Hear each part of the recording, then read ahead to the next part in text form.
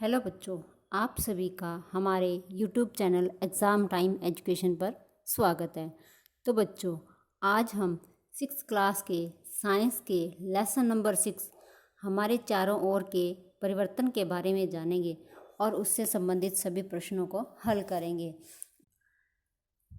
बच्चों, इस वीडियो को अंत तक ज़रूर देखें ताकि एग्ज़ाम में आपका एक भी प्रश्न न छूटे। तो चलिए बच्चों, शुरू करते हैं आज का हमारा लेसन।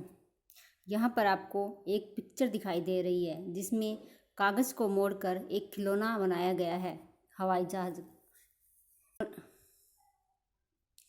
कागज़ के इस खिलौने को अगर हम दोबारा से बनाना चाहें तो हम किसी भी आकार में या कोई भी शेप उसको दे सकते हैं। ये होता है उत्क्रमणीय परिवर्तन, यानी कि किसी कागज़ से कोई भी वस्तु, कोई भी चीज़, कोई भी खिलौना बनाना और उसको वापस उसी अवस्था में कागज़ को ले आना और उससे किसी दूसरी वस्तु को बनाना, यही क्या होता है, उत्क्रमणीय परिवर्तन होता है। यहाँ पर गूंथे हुए आटे की लोई और बेली गई रोटी आपको दिखाई गई है। रोटी को जब तवे के ऊपर पका लिया जाता है तो वापस उसका हम आटा नहीं बना सकते। इसे अनुत्क्रमणीय परिवर्तन कहते हैं। कहने का मतलब ये है कि इस लेसन में आपको उत्करणीय परिवर्तन और अनुत्करणीय परिवर्तन के बारे में सारी जानकारी दी जाएगी। तो आज का हमारा पहला प्रश्न है, उत्क्रमणीय परिवर्तन किसे कहते हैं? तो उत्क्रमणीय परिवर्तन कौन सा होता है? ऐसा परिवर्तन जो एक बार होने के पश्चात दोबारा अपनी पहली स्थिति में वापस आ जाए। क्या है? ऐसा परिवर्तन जो एक बार होने के पश्चात दोबारा अपनी पहली स्थिति में वापस आ जाए। जैसे हमने कागज़ के कोई जहाज़ बनाया है और हम उस जहाज़ को अगर हम सीधा कर देते हैं तो दोबारा से हमें वही कागज़ प्राप्त हो जाता है। तो कहने का मतलब ये है कि एक बार उससे हम कोई चीज़ बना सकते हैं और वापस वही पहले वाली स्थिति में ही उस वस्तु को दोबारा से प्राप्त कर सकते हैं। तो वो होता है उत्क्रमणीय परिवर्तन। निम्न में से कौन सा उत्क्रमित परिवर्तन है? इनमें से कौन सा है जो उत्क्रमित परिवर्तन है? तो कौन सा है? बर्फ़ का पिघलना। कौन सा है? बर्फ़ का पिघलना। जब बर्फ़ पिघल जाती है तो उसका पानी बन जाता है और उस पानी को हम दोबारा से बर्फ़ में परिवर्तित कर लेते हैं। लेकिन अगर लकड़ी के टुकड़े को हम चीर लेते हैं तो उससे वापस लकड़ी नहीं बना सकते, हम उससे पूरा का पूरा पेड़ नहीं बना सकते। और अगर खाना एक बार पक गया है तो उसको हम दोबारा से कच्चा नहीं कर सकते।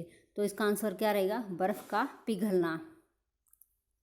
अनुत्क्रमणीय परिवर्तन किसे कहते हैं?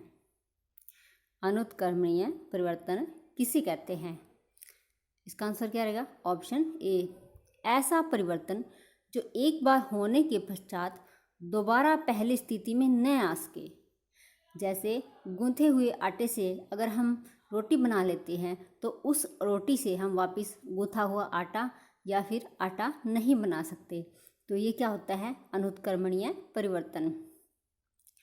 अनुत्क्रमणीय परिवर्तन है, कौन सा है? अनाज से बनाया गया आटा। क्या है? अनाज से बनाया गया आटा। अगर हम अनाज को पीसकर एक बार आटा बना लेते हैं तो उस आटे को हम दोबारा से अनाज में कन्वर्ट नहीं कर सकते, परिवर्तित वापस नहीं कर सकते। तो इसका आंसर क्या रहेगा? अनाज से बनाया गया आटा। परिवर्तन प्राय होते हैं। तो परिवर्तन क्या होते हैं? जो परिवर्तन होते हैं वो धीमे होते हैं। कैसे होते हैं? परिवर्तन धीमे होते हैं। ऐसा तो नहीं होता ना कोई भी परिवर्तन आ रहा है, समाज के अंदर लगा लो या हमारे जीवन में लगा लो, कहीं पर भी आप कोई भी विज्ञान के अंदर लगा लो, तो वो परिवर्तन जो है वो धीरे धीरे होता है, ना कि एकदम से। तो इसका आंसर क्या रहेगा? धीमे। क्या रहेगा? धीमे। धातु के रिम को लकड़ी के पहिए में से रखा जाता है। जो धातु का रिम बनाया जाता है लकड़ी के पहिए के लिए, तो उसको क्या रखा जाता है? छोटा रखा जाता है, बड़ा या समान? तो कैसा होता है वो? छोटा रखा जाता है। जो धातु का रिम होता है वो लकड़ी के पहिए से छोटा होता है और फिर इसको गर्म करके उसके अंदर डालते हैं और फिर जब ये ठंडा हो जाता है तो उस लकड़ी के पहिए को वो जकड़ लेता है और वो उसके अंदर फिट हो जाता है। धूप बत्ती जलने से पैदा होती है। आपको पता होगा, आपके घरों में भी धूप बत्ती का यूज़ करते होंगे, प्रयोग करते होंगे। तो उससे क्या होता है, उससे खुशबू फैलती है, गैस भी निकलती है और उससे राख भी निकलती है। तो इसका आंसर क्या रहेगा, उपरोक्त सभी। क्या रहेगा, उपरोक्त सभी। धूप बत्ती जलने से खुशबू, गैस और राख जो है वो पैदा होती है। हमारे शरीर में कौन से परिवर्तन होते रहते हैं? मानव शरीर के अंदर कौन से परिवर्तन होते हैं जो लगातार होते रहते हैं? क्या होता है, नाखून बढ़ते हैं, बाल बढ़ते हैं, लंबाई और वज़न भी बढ़ता है। तो इसका आंसर क्या रहेगा, उपरोक्त सभी। क्या रहेगा, उपरोक्त सभी। क्या पकी हुई रोटी से दोबारा गूंथा हुआ आटा बनाया जा सकता है? आपको पता है कि जब हम आटा को गूंथ कर उससे रोटी बनाते हैं, लेकिन उस रोटी से हम दोबारा से आटे को नहीं बना सकते। तो इसका आंसर क्या रहेगा, नहीं। जो है, हम पकी हुई रोटी से दोबारा आटा नहीं बना सकते। विलेय पदार्थ होते हैं। विलेय पदार्थ कौन से होते हैं? जो पदार्थ घुल जाते हैं। कौन से होते हैं? जो पदार्थ घुल जाते हैं वो क्या होते हैं, विलेय पदार्थ होते हैं। जैसे चीनी है, नमक है, ये क्या है, पानी में विलेय है। ये पानी के अंदर आप डालोगे तो ये उसमें घुल जाते हैं। तो क्या रहेगा, जो पदार्थ घुल जाते हैं वो विलेय पदार्थ होते हैं। परिवर्तन कहते हैं। परिवर्तन किसे कहते हैं? किसी पदार्थ के आकार गुण में हुए बदलाव को क्या कहते हैं, परिवर्तन।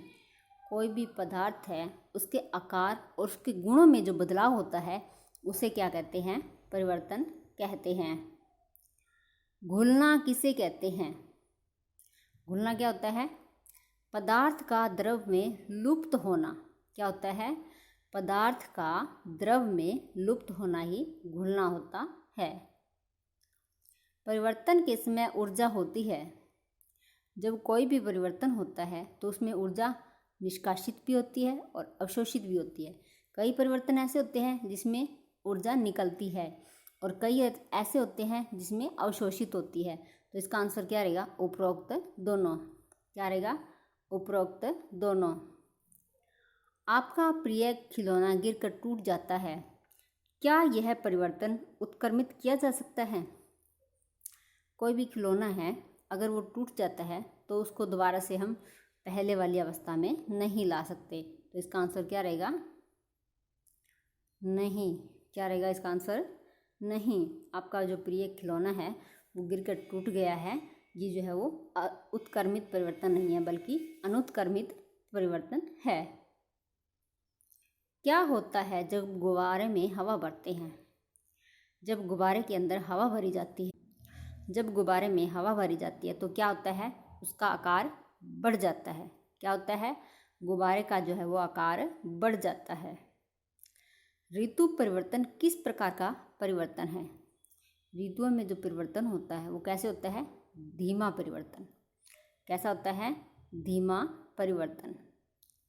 जब पदार्थ किसी क्रियाकलाप के बाद पुनः अपनी अवस्था में वापस आ जाए उस क्रिया को कहते हैं। क्या कह रहा है कि जब पदार्थ किसी क्रियाकलाप के बाद पुनः अपनी अवस्था में वापस आ जाए तो क्या होता है, उत्क्रमित परिवर्तन। क्या होता है, उत्क्रमित परिवर्तन। अगर वापस ना आए तो क्या होता है, अनुत्क्रमित परिवर्तन। हमारे चारों ओर कौन से परिवर्तन होते हैं? आपने देखा होगा, आपके आसपास जो है वो खेतों में फसलें समय अनुसार बदलती है। पहले जैसे मान लो कपास की खेती की जाती है तो पहले पौधा बहुत छोटा होता है, फिर वो बड़ा होता है, फिर उस पर कपास लगती है। इस तरह से ये क्या है, समय के अनुसार बदलती रहती है। पत्तियाँ क्या करती है, रंग बदलती है, फूल खिलते हैं और मुरझाते हैं। ये सभी क्रियाएं जो है हमारे आसपास होती रहती है। और भी बहुत सारी क्रियाएं होती है जो कि हमारे आसपास दिखाई देती है होते हुए। तो इसका आंसर क्या रहेगा, उपरोक्त सभी। क्या रहेगा, उपरोक्त सभी। मानव शरीर में होने वाले परिवर्तन होते हैं। मानव शरीर के अंदर जो परिवर्तन होते हैं वो कैसे होते हैं? अनुत्क्रमणीय परिवर्तन। कैसे होते हैं? अनुत्क्रमणीय परिवर्तन। क्योंकि जो परिवर्तन हो जाते हैं, जैसे शरीर की लंबाई बढ़ जाती है तो वापस से वो दोबारा छोटा नहीं हो सकता, तो क्या होता है? अनुत्क्रमणीय परिवर्तन होता है। ऐसे परिवर्तन जिनमें ऊर्जा निष्कासित होती है। क्या है? ऐसे परिवर्तन जिसमें ऊर्जा निष्कासित यानी कि निकलती है। कब निकलती है? दिया सलाई का जलना। जब हम दिया सलाई यानी कि माचिस को जब उसको जलाते हैं तो उसमें से क्या होता है? ऊर्जा निकलती है। सांद्र सल्फ्यूरिक अम्ल में पानी डालना, उस समय भी क्या होती है? ऊर्जा निकलती है। तो इसका आंसर क्या रहेगा? उपरोक्त दोनों। क्या रहेगा? उपरोक्त दोनों। ऐसे परिवर्तन जिनमें ऊर्जा अवशोषित होती है। क्या है? ऐसे परिवर्तन जिनमें ऊर्जा अवशोषित होती है, यानी कि वो ऊर्जा को सोख लेता है, ग्रहण करता है। किसमें करता है? अल्कोहल का वाष्पीकरण। जब उसको गर्म करेंगे तो क्या है? जो ऊर्जा होगी वो उसमें अवशोषित होगी। पानी में अमोनियम क्लोराइड का घुलना, ये सभी क्या होते हैं? ऊर्जा को अवशोषित करते हैं। तो इसका आंसर क्या रहेगा? उपरोक्त दोनों। क्या रहेगा? उपरोक्त दोनों। अल्कोहल का वाष्पीकरण और पानी में अमोनियम क्लोराइड का घुलना, ये दोनों ही क्या है? ऊर्जा को अवशोषित करते हैं। क्या नमक के संतृप्त विलयन में और अधिक नमक घोला जा सकता है?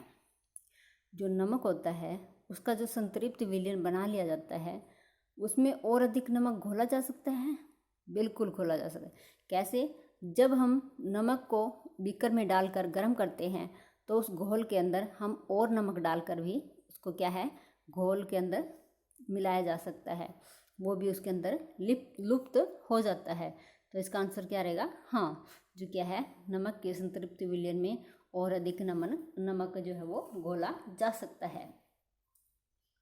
तो बच्चों, आज के हमारे ये प्रश्न यहीं पर समाप्त होते हैं। आपको सभी क्वेश्चंस के आंसर जो है वो कमेंट बॉक्स में लिखकर हमें भेजने हैं। वीडियो को लाइक और शेयर करना न भूलें। और हाँ, यदि आप पहली बार हमारे चैनल पर आए हैं तो चैनल को सब्सक्राइब कर लें व पास के बेल आइकन को भी दबा लें, ताकि जब भी कोई नई वीडियो अपलोड हो तो उसका नोटिफिकेशन आपको सबसे पहले मिल जाए और आपकी कोई भी वीडियो मिस ना हो। इस वीडियो को अपने फ्रेंड्स के साथ भी ज़्यादा से ज़्यादा शेयर करें ताकि वे भी इसका लाभ उठा सकें।